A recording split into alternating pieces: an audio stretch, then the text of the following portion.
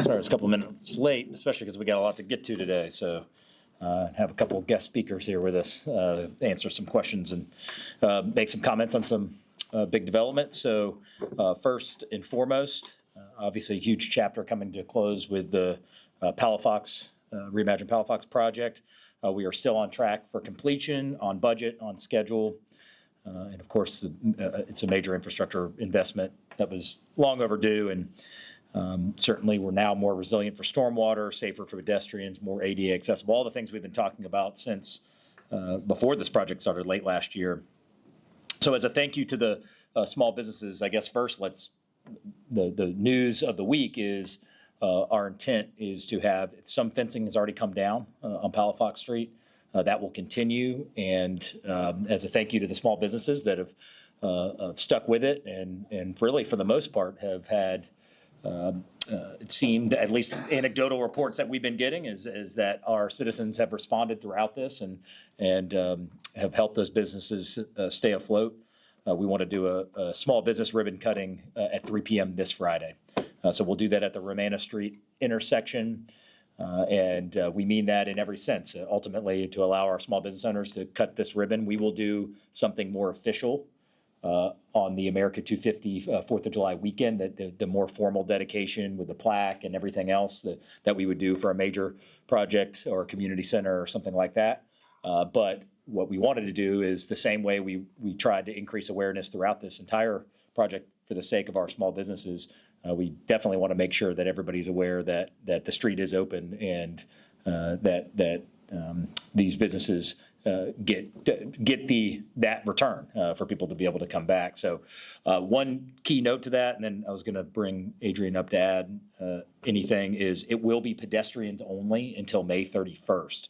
So this Friday at 3 o'clock it will be that ceremony. And remember, we have Fiesta on Friday. I believe that's the 29th.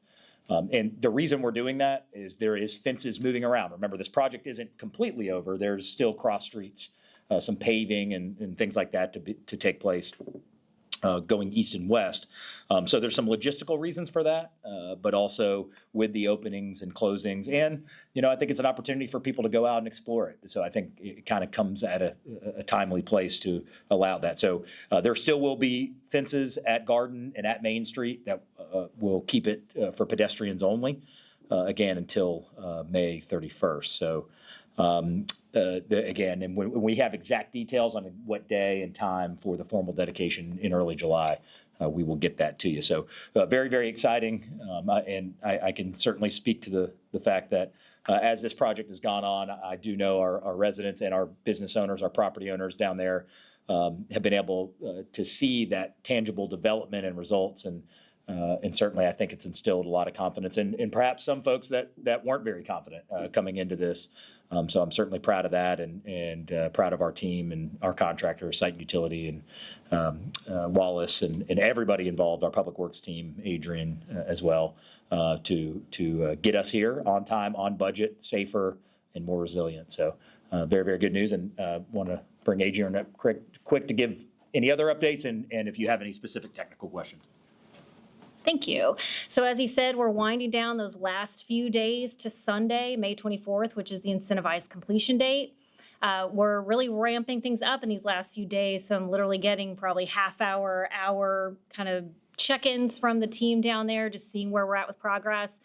As the mayor said, we have removed about half of the Romana Street fencing. That northernmost block is now open for pedestrian movement.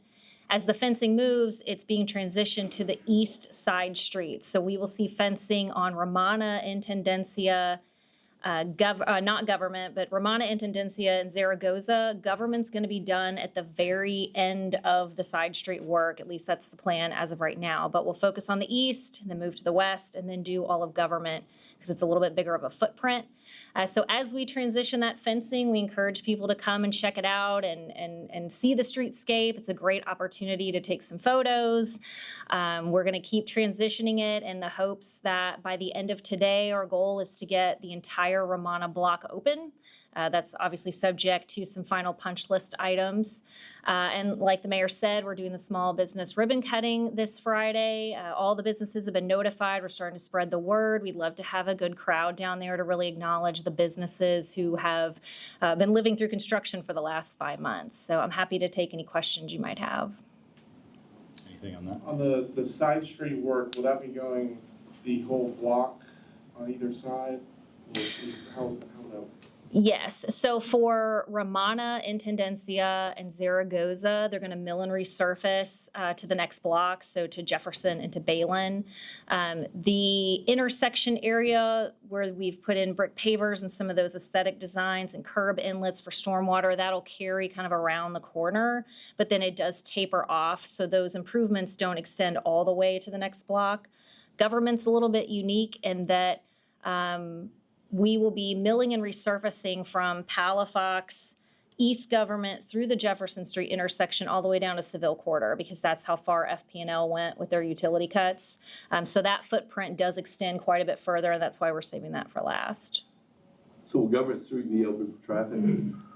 So technically, Government Street will not be fenced off. It is my understanding as of right now, we will allow some vehicular traffic after that May 31st date. So long as everything is put in place and all the MOT is set up. What's MOT? It's the maintenance of transportation plan. It's just showing where signage should be, what streets are open, what's not open. So that all has to be adjusted once we start changing the footprint. So when the ribbon cutting is done on Friday, that's really just a ribbon cutting for the first block. That doesn't mean, that's not when the street opens up yet. That won't open up until 24th. That's correct. So we wanted to seize the opportunity to acknowledge local businesses and trying to target when to do that, but also having a long Memorial Weekend makes it a little challenging. So we decided to do that Friday afternoon, and it's at the Romana Street intersection. You'll still see fencing to the south, most likely. There's probably going to be still some machinery or last minute things happening to the south project end. So it's not meant to say site utility is done. It's just kind of that soft opening ribbon cutting event. Yep. So will they make are they meeting the, was it May 24th early completion requirement, or is it going to the second? No, they're on track. Now, obviously, we have till Sunday to determine that, but they are on track to meet the May 24th incentivized completion date, which means the 10% full incentivized bonus. And that only requires it being complete and open to, it doesn't require it to be open to traffic, or just all the work has to be completed? The work per the construction plans have to be complete. The city does have some discretion in some areas. Like, we have decided to make sure pedestrians could enjoy it a little bit longer. So we made the decision to keep it to pedestrian only till May 31st. So delaying the vehicles doesn't impact their incentivized bonus since we made that decision. So where's the entrance to the tunnels? Do we have that map? I don't know what you're talking about. And you got the historian here. Yeah, that's probably the person who does know. And I will make a couple additional points on that about the extension of the paving. If you recall, the original FPL plan was actually going to stop. That was one of the things that really helped spur the idea of thinking bigger here, was that paving was going to stop mid-block. Not only on the side streets, but actually on Palafox. It was just, FPL was just going to come back and go over where their utility cuts were, and that was it. So what gets lost, and obviously the major part of the project with all the pavers and the stormwater and everything else is we were intentional about taking it to the next block. That was not required of the FPL, and if we had left it that way, you would have had fresh pavement, and you would have just stopped mid-block, and you would have gone into the old pavement. And so that I think is important to point out. And I think we were going back and forth until yesterday afternoon about whether we would do the small business ribbon cutting on Friday or on the following Tuesday. But one of the other things competing with going ahead and doing it Friday was the fences are going to be down on some sections. And so, we want to make it clear to the public that, it's okay to go out, once you've been looking at a fence for 5 months and now it's down, we didn't want to wait over a whole weekend or 4 or 5 days to, have people feel like they have to tiptoe, or it's like, is this still a construction site or not? So we wanted to show that it wasn't, but it could be, those fences could be down beyond Romana. So exactly where, it may not be all 5 blocks, it may be 3 blocks, but that's touch and go as we get closer to Friday. So let me just Yeah. one more step. So if the fences are down, that means you can walk in that block. Okay. That's correct. All right. In the street, in that Right, block, right. and the Garden Street entrance at Palafox and Garden will still be blocked, and the main will still be blocked. So between today and the 31st, the entire stretch of Palafox Street will have all of that fencing off of it, where you could walk right down the middle of the road from Main to Garden. All right. Thank you, Adrian. And then secondly, some more good news this week. We just got the news yesterday about 10:30 in the morning that DOT and FAA announced the final round of the Airport Terminal Program Awards under the 2021 Infrastructure Improvement and Jobs Act. And Pensacola was selected as the recipient of $9 million of support for the terminal expansion and modernization, which is the largest either state or federal single grant award that we've received so far. So this award will fund a portion of the expansion of the terminal, which includes 8,400 square feet of a security checkpoint and public restrooms, and enhance the family travel experience. So obviously incredible news, a huge testament to our airport team, to Dan McFall, to our appreciation for FAA, and lots of meetings and conversations with them over many months of time, because really this grant program is the best opportunity to have less burden on bonds and on the taxpayers. And what that means for a citizen using the airport is if we receive these $9 million, that's less that has to be bonded, which keeps costs low. The more dollars we have to bond at the airport, the higher the charges could end up being, and that's what's made Pensacola so competitive. So the fact that we were able to get this funding does have a bottom line impact to the users of our airport, and so we're very, very grateful to everybody involved, and wanted to have Matt come up, make a couple comments on that, and give a couple other updates on the airport as well.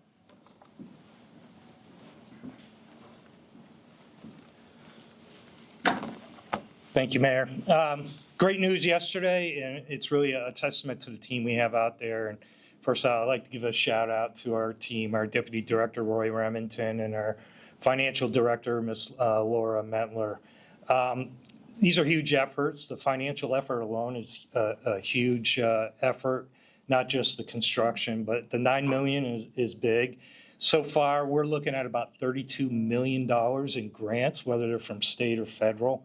So that's a big chunk of money. We're going after another $38 million in grants down the road. So we've been very successful so far. Now, to show we also have skin in the game, as the mayor alluded to, we have bonds. We have $110 million in bonds. This is an expensive program. It's not just a new concourse. It's a complete modernization program of the terminal. And so we're currently, just to give you an update on the project itself, we're at 60% design. We're going to be getting much better cost estimates. We're going to be starting construction here. The ramp is right out for bid right now, or it's about to be, and we'll start construction there in July. And then it's going to move towards the building, starting with security checkpoint, pedestrian walkway, and then finally the concourse. So that's the terminal and modernization program. But it's not just that. There's a lot of other projects. We have a lot of projects, what we call airside, runways. We have a runway closed right now. It's a $20 million rehabilitation project for our east-west runway. We have taxiway projects in place. And then on top of that, we have Project Titan. Hangar 3, as you're aware, is currently doing the walkthroughs on that. We expect to have a temporary certificate of occupancy next week for ST to move into Hangar 3 and start putting in their furnishings. And then Hangar 4 is right behind it. So the site work's already been done for Hangar 4. The foundational work will be starting in July. So we have a lot of projects taking place at the airport. It's a very busy crew out there, and they're doing a great job. And it's just it's good times to be had. Questions on the airport? Thank you. All right. The quick weekly update on yard debris collection. We put about 1,070 man hours last week alone on yard debris collection. Just as a sample, we collected 746,000 pounds, about 373 tons of yard waste last week. And if you just look at the same week, the year before was 293,000, so about half a million pounds more in 1 week, 154% increase. This Saturday, we have the Mayor's Cleanup in East Hill.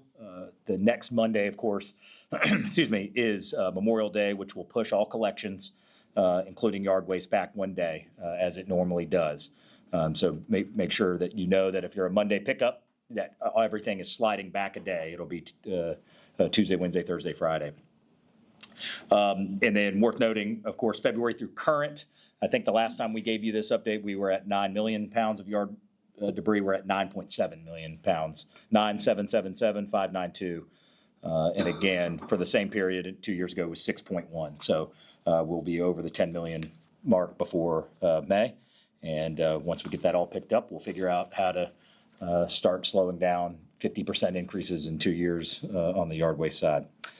Saw this morning. The U.S. News and World Report Best Places to Live annual report has come out. Pensacola is ranked number 5 city in the state of Florida, number 115 in the United States, and the number 19 place to retire in the United States. So I love when we're on those lists. We seem to be on them more and more these days, and so glad to get that recognition. The private parking lots sign ordinance, if you recall, in December, the City Council adopted revisions that I had recommended to the city ordinance aimed at better delineating private lots and public lots. Right now on the books in the state legislature, there is a requirement that there be a sign that says this is not a government lot. All of those things, those signs have been put up based on that state statute. However, if you don't bring your magnifying glass or anything like that, you can't read it. It's in the same colors as everything else. It's easy to pass by. So ultimately, what was proposed and approved was a 18 by 24 sign that was regulated for all private lots that's black and white. So both literally and figuratively, black and white, that says, here's who owns the lot, here's their phone number, here's their email address. And despite my personal selfish request to say, do not email the mayor if you park in this lot, we decided to take that out at the last minute. But we do have a black and white sign. We have, the examples are in the ordinance. And the update for you today is that it included a 90-day grace period. So we sent letters to all operators of those private lots, letting them know what the new requirements are and what the sign should look like. And so starting next week, code enforcement will be out to visit for compliance. And of course, owners of lots not in compliance as per any type of code violation will be put into our normal code enforcement process. So what does that mean for the user? What it means is when you pull up to a parking lot, you should be able to easily identify the difference between a privately operated parking facility, and you should be able to contact the owner or operator directly that is taking your revenue for parking there, and you should be able to get a hold of them as per our code 24/7, 365. So you should be on the lookout, and I ask our citizens to be on the lookout for those much clearer black and white signs in the private lots. At the Lakeview Center, there'll be some SWAT training at 1000 West Marino this weekend next, fire and SWAT, excuse me. So on Thursday, they'll hold medication training in the building, no outside noise, but you'll see a SWAT presence. And the following week, there'll be a full SWAT school, including building clearing exercises, scenarios, and medical training. On May 29th, there'll be an exercise simulating a SWAT call out, and where members will begin from outside the building and be tasked to solving something inside. There'll be minimal disruption, but all other training aspects will be held inside the facility, cause no disruption to the public, and it's set for 8 to 5 each day, Tuesday through Saturday. So fire will be in the same building, but we just like to make our citizens aware in case they see a bunch of police vehicles or fire vehicles in the area of Baptist Hospital. That is why, and thank you for spreading the word. We had 6 fire cadets graduate EMT Fire Academy on Saturday in our partnership with George Stone and the Pensacola Fire Department. So that's Saturday, or this coming Saturday at 10 a.m. at Marcus Point Baptist. We have the tall ship arrival that we expected both the SV Elisa from Galveston, Texas, and the U.S. Coast Guard cutter Eagle for Memorial Day weekend. Unfortunately, Alyssa had to cancel due to mechanical issues, but Eagle will arrive on Saturday morning, May 23rd, at Plaza de Luna around 9 a.m. and conduct tours over the weekend before sailing out on Memorial Day on Monday in the morning. So make sure you're out there sometime between Saturday morning and Sunday afternoon, and it'll be hard to miss. So glad to have them here. And Offshore Inland also has a ship arrival, a short-term project with a unique vessel, an offshore drilling jackup rig called the Odin, and then she's due in for about 30 days to get some work done on May 25th. Lastly, Chief Eric Winstrom will be sworn in formally tomorrow morning at 10 a.m. and looking forward to that, and certainly to celebrate his work and the leadership of PPD and his family for joining us here in Pensacola. So that is everything I've got. Happy to take any questions that you have. We're on the yard debris issue. I guess it seems like it's an issue every spring, but you're saying this year it's actually increased over last year. What's, I guess, y'all's running theory as why it's gone up? Yeah, again, and when you look at the rising, let me back up and say, there's always, when you have a 1 month period, a 6 week period, where there's no rain, and we didn't have much rain at all until these last couple of weeks, that can always cause it to have an influx. Obviously, it's not financially prudent to have staff year round that are only doing yard debris when it happens in the spring, right? Like any operating business, you pulse that up. And previously, in many, many years past, including last year and the year before, we've been able to manage that with overtime, with getting another truck out there, the kind of these kind of nominal additions. It is no surprise to us, despite what's happened this time, any notion that this is some surprise to us. This is well predates me. This happens every time during the spring. What doesn't happen every time is we picked up 6.1 million from February to May 2 years ago, and we're at 10 million right now, and we haven't finished the month. That isn't a nominal increase. And someone had said, well, the city's growing. Our account, that would be based on number of accounts.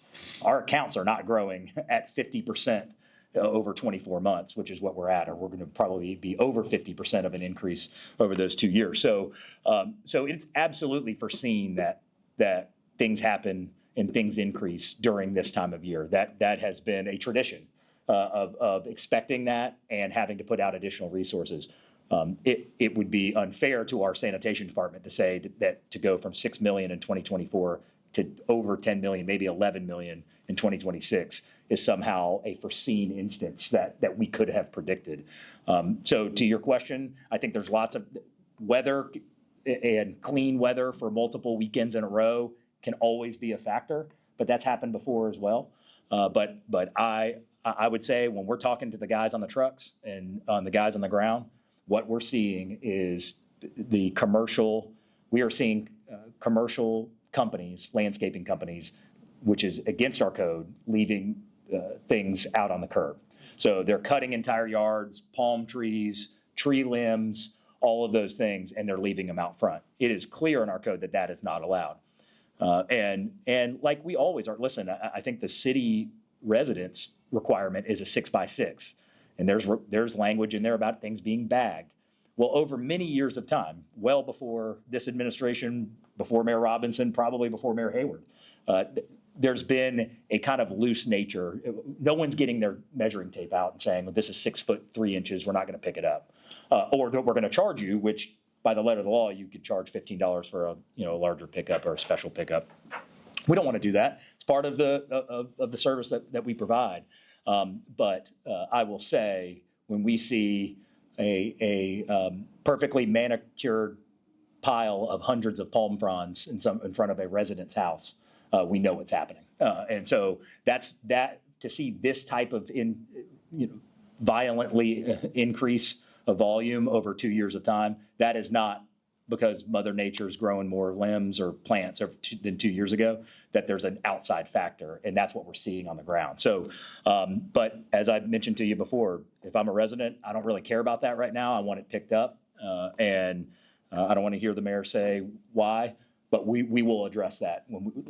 job number one is get all of this picked up, and we've made a lot of inroads this week. We've gotten entire neighborhoods, entire districts picked up this week. So we are seeing that be impactful, that the extra, the 8 or so people and the multiple trucks and the $50,000 of an additional investment, which is unprecedented in this scenario, that we've seen that make a dent. So that's a good thing. And once we get through that and we get to a place where we can kind of get our feet back under us, then we certainly are going to be looking at policies. And where my head is at right now is that that the ability to enforce upon commercial contractors to follow the rules. That's going to be my primary focus. It's not going to be measuring 6x6 piles. Yes, we want that to happen, and we're going to absolutely educate our residents on what the rules are. We can definitely do a better job of that, but we're going to be honing in on massive piles of landscaping that are being left in front of homes. That is black and white. That is not allowed in our city. And I know it. I mean, I've had personal experiences when someone's come to my own house where a contractor will say, well, we'll either leave it by the curb or we'll charge you another $100 to take it. Well, that shouldn't be an option. They should just charge the $100 to take it or charge nothing or whatever, because that isn't allowed. So, so when what's a resident going to say? A resident's going to say, oh, okay, well, go ahead and leave it by the curb. So our commercial contractors should know better. Our landscapers should know better. Some of them do. I'm not saying all of them do that, but we're going to whether that's fines or whether that's some type of increased strengthening language, we're going to look at what our options are when the dust settles here, and ensure that we make it prohibitive for someone to continue to keep doing that. I guess, how do you enforce that against the commercial companies? Yeah, well, that's what we have to look at. This has come up kind of similarly in terms of the rules on trees.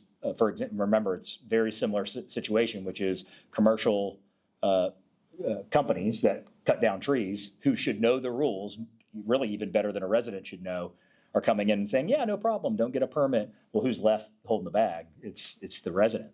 So we were able to come up with some ability. Remember, you're supposed to have a permit, a license to operate in the city, for example, as any business. You're supposed to have that. So I think there'll be some tools at our disposal. I don't want to speculate of exactly which ones we'll use. But that's going to be, again, we haven't spent a lot of time on that. We're more focused on getting all this picked up. But we absolutely will be having a conversation, and by January of next year, ready to go for the season. We're going to have everybody educated and be perfectly clear on that, on what we can do and what our expectations are.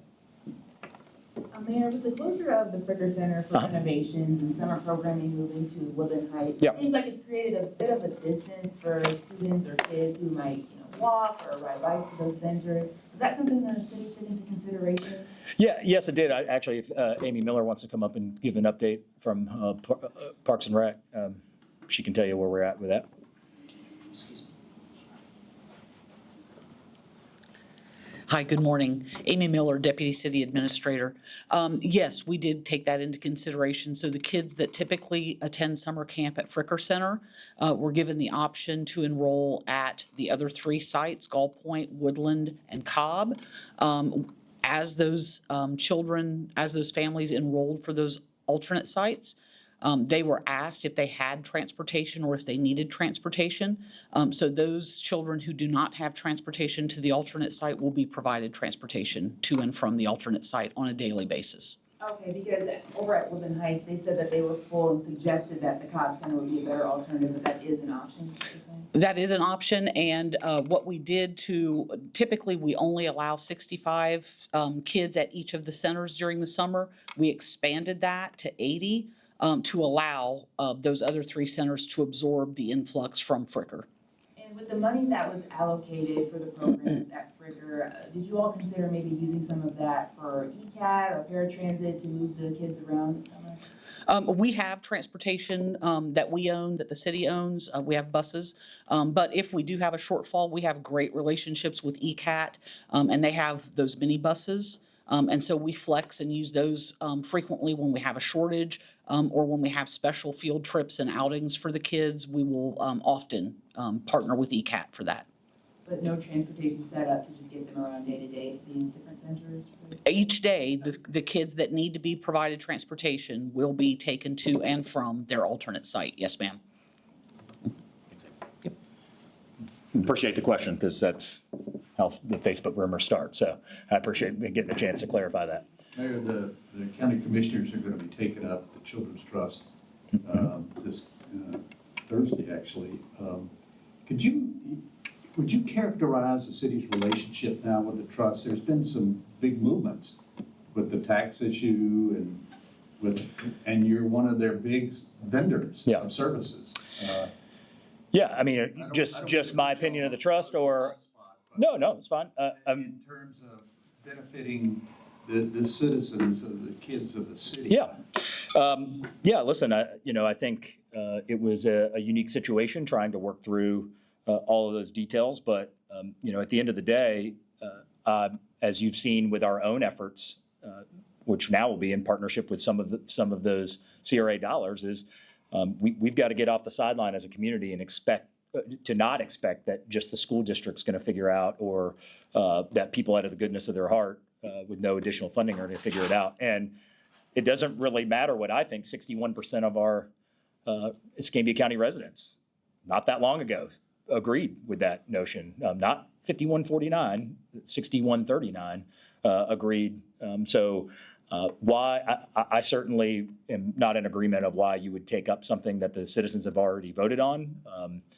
Because when would that ever end? Should we just be taking up every single referendum every year? I mean, apparently that's the theme this year when we voted things in, even when we've seen improvement. The superintendent, for example.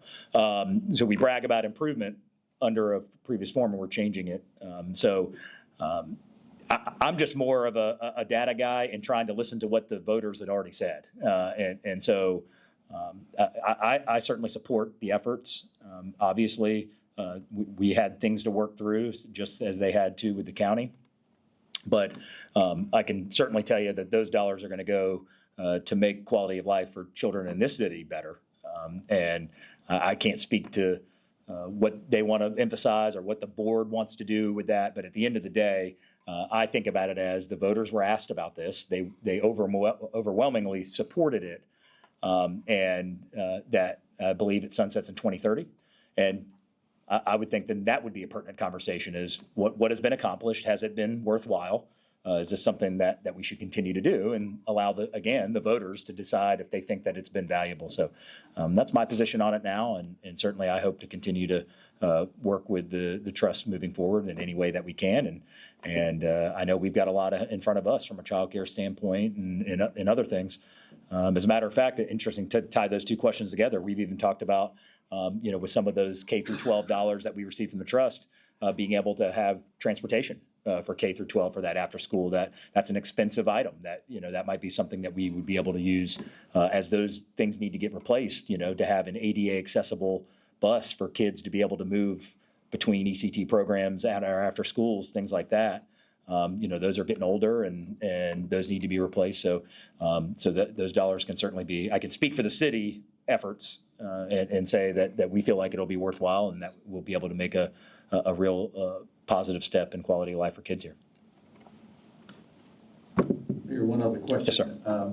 When you had Keela Richardson over at the Hunter Amphitheater, one of the benefits you said to that was it would help activate Hunter Amphitheater. Mm-hmm. What are your thoughts now after all of that happened? You'd spent quality time over there. Yeah, it's like anything else. It reminded me of entrepreneurship a little bit. It's like kind of when you start a business, you want to go do every job in the business to make sure you have a good understanding of it. I'm sure our staff internally, it's one thing to rent it out to someone, and we've got many people around our community that have rented out the amphitheater and done it, and had good crowds and all of that. But, I mentioned, I think before, I think we'll learn a lot just going through it ourselves, almost internally, of, what works, what do we need to be aware of, and maybe there's rules and regulations and policies around renting it that might make more sense to us or less sense to us after we've gone through it. I don't have any specifics on that, but Beej was really the point of contact for us, as he is for anybody who rents it. So I know certainly for him going through this process as the one that is the person renting it to anybody outside has been very, very valuable. So I hope to see it more activated. I think that's a pretty unanimous feeling around the city. I don't think anybody says that they want to see it less activated. But so I do absolutely believe that going through that process internally it only helps us understand it better, see what the needs are, what the long-term needs might be, to be able to end up with a more activated space. It was built to be used. It wasn't built to look at. And so let's try to use it the best we can. And I think we're in a better place now than we were pre-concert. Are you renting it more often, and is there a trend in terms of the usage? I'd have to get numbers. I mean, just anecdotally, we saw that the revivalists are coming, and that's certainly a notable act to be coming here. Of course, 4th of July, it'll be used again. So for symphony, and as it always is on the 4th. So I don't know if the numbers have increased this quickly. But we certainly encourage it, and again, perhaps there's certain things that we can take on that can help that, foster more use, because I think it is a great backdrop. It's a great venue to use, and again, it's not sitting there to fall into disrepair. It's there for citizens and visitors and tourists to enjoy. So anything that we can do to help continue to see it used more often is great. The symphony sent out some release this week about the Memorial Day concert. I think it's Monday. Okay. Veterans are having Memorial Day on a different day, Sunday. Mm-hmm. So, but the release that Louis Garvin sent out said that this is in partnership with the City of Pensacola. Mm-hmm. What does the partnership look like? Are you picking up funding? Yeah, not that I'm aware of. I'd have to see, and that comes in many forms. Actually, one of the big things that we wanted to make sure of when we got here is there were a lot of, let's call them legacy events, whether they be 5Ks, whether they be any types of events around the city, where the city was a pretty significant contributor, not necessarily financially. It might be a discretionary from a mayor or a council member, but what you'd see a lot is police and fire and barricade usage and, all these different things.